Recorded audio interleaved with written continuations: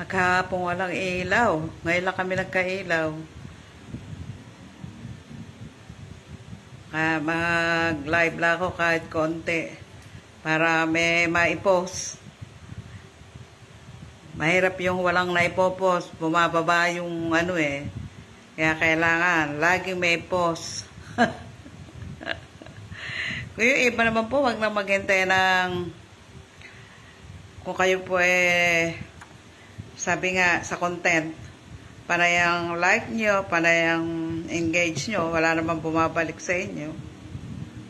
Hayaan nyo na lang po. Ako ganun din eh. Basta gawin nyo lang po, makipag-engage. Ganun lang. Bahala na.